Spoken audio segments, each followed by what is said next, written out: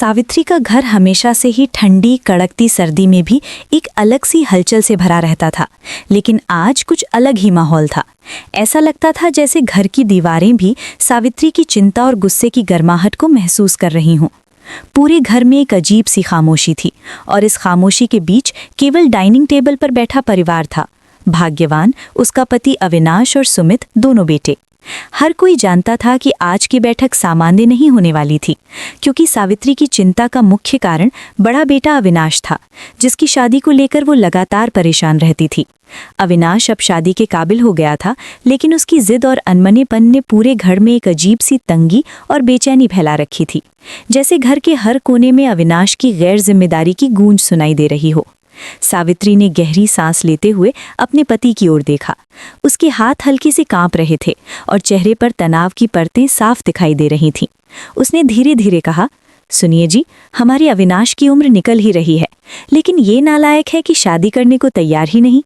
अब आप भी अपने बेटे को कुछ समझाइए। मैं तो इसे समझा कर थक गई हूँ।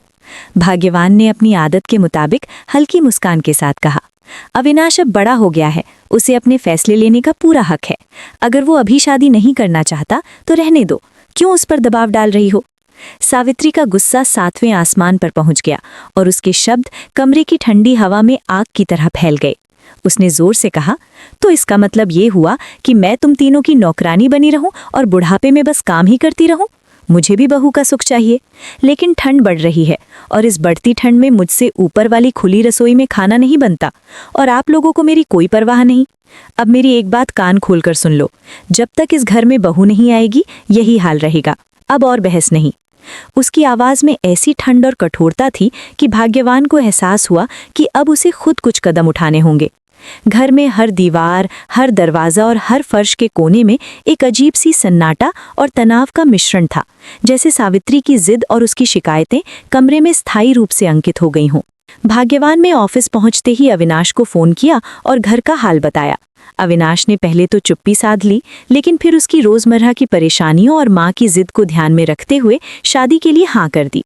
यही वो मोड़ था जिसने पूरे घर के तनाव और संतुलन को बदल दिया। घर में सावित्री की नाराजगी और उसकी सख्ती की गूंज अब भी हर कमरे में महसूस की जा रही थी। रात को जब अविनाश घर पहुंचा तो उसने बाहर से खाना मंगवाया और सावित्री की मुस्कान ये दर्शा रही थी कि अब उसकी तकलीफ समझी जा रही है। घर में एक अजीब सी राहत और उत्सुकता का माहौल था। भाग्यवान ने सोचा कि शायद अब परिवार में थोड़ी शांति और व्यवस्था लौट आएगी, लेकिन वो जानता था कि सावित्री की जिद कभी इतनी आसानी से नहीं कम होती। अगले दिन सभी लोग आरती के घर पहुंचे।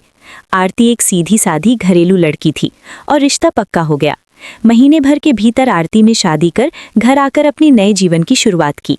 सावित्री के चेहरे पर अब राहत और खुशी झलक रही थी, लेकिन साथ ही एक अजीब सा डर और उत्सुकता भी थी, क्योंकि घर में अब एक नई बहू आई थी और सावित्री को ये सुनिश्चित करना था कि रसोई और घर के काम की जिम्मेदारी सही हाथों में आए। सुबह सुबह 6 बजे सावित्री जोर जोर से आरती के कमरे का दरवाज़ा खटखटाती हुई आई। बहू उठ जाओ, जल्दी सूरज निकल आए हैं, ऊपर रसोई में जाओ और सबके लिए बढ़िया सा नाश्ता बनाओ। आरती ने हिचकिचाते हुए कहा, जी माँ जी, अभी आती हूँ, लेकिन ऊपर रसोई इतनी खुली और हवादार है, बहुत ठंड लग रही है। सावित्री ने मुस्कान के साथ कहा, बहू ऊपर ही है, तुम्हें बहुत अच्छा लगेगा। आरती ने आग जलाई और जैसे तैसे नाश्ता तैयार किया। ठंडी हवाओं और कोहरे में उसके हाथ जम रहे थे, पर उसने अपने संकल्प और अपने नए घर में सामंजस्य बनाने की चाहत से काम किया। अविनाश और सुमित ने जैसे ही ऑफिस के लिए नाश्ता किया, सावित्री के चेहरे पर संतोष और घर में एक नई रौनक लौट आई। अब सुमित की शादी का सवाल भी उठने लगा और सावित्री की जिद और परिवार की खुशी में सामंजस्य बनाने के लिए सुमित ने बिना किसी ड्रामे के शादी के लिए हाँ कह दी। प्रीति नाम की लड़की थोड़ी आधुनिक थी, लेकिन घर के नियम और सावित्री की सख्ती को देखकर उसने भी सबक सीख लिया। पहली बार जब प्रीति ऊपर रसोई पहुंची, ठंडी हवा और खुली जगह ने उसे डर और परेशानी में डाल दिया। उसने अपनी जेठानी आरती से कहा, दीदी, ये रसोई है या टॉर्चर रूम? इतनी ठंड में माँ जी हमें कैसे काम करवा रही हैं? सावित्री की सख्ती, दोनों बहुओं की परेशानी और घर के माहौल में बने तनाव ने कहानी को एक नई ऊंचाई दे दी और हर कोई अब समझ चुका था कि सावित्री की जिद केवल परिवार के भले के लिए है, लेकिन उसके अपने अनुभव और सर्दी की तकलीफ ने उसे कठोर बना दिया था। आरती और प्रीति की पहली रात घर में सभी की चिंता और सहानुभूति के बीच सावित्री ने देखा कि अब उसे अपनी जिद और सख्ती में कुछ बदलाव करने की जरूरत है। ठंडी हवा, ऊंची रसोई और दोनों बहुओं की कठिनाई ने उसे सोचने पर मजबूर किया कि क्या वास्तव में उसने अपने परिवार की भलाई के नाम पर उन्हें इतनी मुश्किल में डाल दिया। वो खड़ी होकर सोच रही थी कि क्या मैं अपनी तकलीफ और आराम के लिए इन दोनों को इस ठंड में काम करने के लिए मजबूर कर रही हूँ। इस सवाल ने सावित्री के दिल और दिमाग में हलचल पैदा कर दी। अगली सुबह कड़कड़ाती ठंड में आरती और प्रीति दोनों ऊपर रसोई में खाना बनाने लगी। प्रीति के हाथ ठंड में सुन्न हो गए और गलम तवे से हल्का जलन भी हो गया। उसकी चीख सुनते ही अविनाश, सुमित और भाग्यवान ऊपर दौड़े। वहां का दृश्य देखकर सभी के होश उड़ गए। दोनों बहुएं कांप रही थीं और प्रीति के हाथ से पूरा फर्श गीला हो चुका था। सावित्री, जो पीछे खड़ी थी, अपनी गलती का एहसास करती है और अपने गुस्से में भी मानवीय संवेदना की झलक देती है। उसने कहा, बच्चों, मुझे माफ कर दो, मैं अपने आराम के चक्कर में भूल गई कि तुम दोनों भी किसी की बेटियां हो। फिर सावित्री ने तुरंत मिस्त्री को बुलाकर नीचे वाली रसोई में खाना बनाने का इंतजाम किया।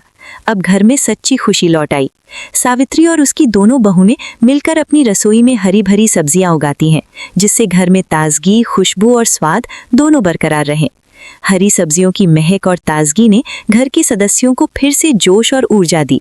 सावित्री और उसकी दोनों बहुएं अब मिलकर रसोई का काम संभालती हैं और घर में न सिर्फ स्वादिष्ट खाना बनता है, बल्कि परिवार के रिश्तों में भी एक नया सौहार्द और संतुलन आता है। सावित्री की जिद, बहुओं की मेहनत और परिवार के सहयोग ने घर को ठंड में भी गर्माहट और सुख शांति से भर दिया। अब दो बहुओं की ठंड में खुली रसोई की परेशानी हमेशा के लिए खत्म हो गई और सावित्री ने समझा कि परिवार की खुशियां और उनके बच्चों का आराम ही असली संतोष है। घर में अब हर सुबह हलचल, हर शाम स्वादिष्ट खाना और हर शाम परिवार के साथ हंसी खुशी का माहौल था। सावित्री की नजरों में संतोष और आंखों में चमक ये दर्शा रही थी कि जिद और सख्ती का असली मकसद केवल परिवार की भलाई था। अब घर में कोई भूखा नहीं रहता, कोई ठंडी में नहीं कांपता और हर कोई समझ गया कि प्यार, समझदारी और थोड़ी सी जिद कभी-कभी परिवार की खुशियों के लिए जरूरी होती है।